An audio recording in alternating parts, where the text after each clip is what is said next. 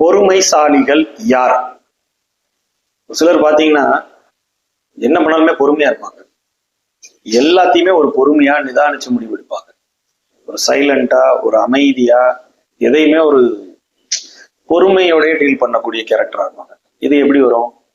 பொதுவா ஒரு ஜாதகத்துல லக்னத்துல கேது இருந்தாலோ, 2ஆம் இடத்துல கேது இருந்தாலோ, 2 லக்னம், இந்த 2 இடத்த, அதாவது லக்னத்துல இருக்க கேதுவை பார்த்தாலோ, 2ஆம் இடத்துல இருக்க கேதுவை குரு பார்த்தாலோ, இவங்க மிக பொறுமைசாலியா இருப்பாங்க. இல்ல குரு வீட்டுல கேது இருந்தாலும் மிக பொறுமைசாலி தான். சரிங்களா?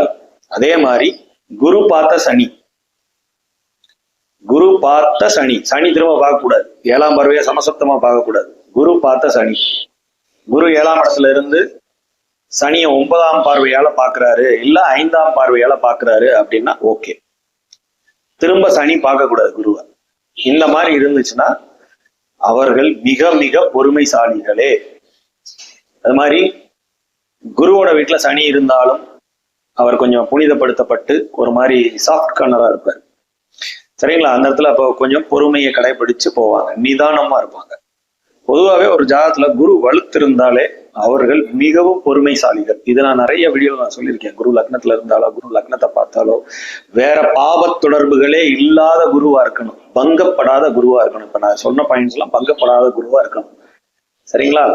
வேற எங்கேயா சேர்ந்து இல்லையாவது பாவிகளோட மாட்டிக்கிட்டாரு அப்படின்னா இது டோட்டலா அப்படியே ஒரு உல்டாவாயிரும்.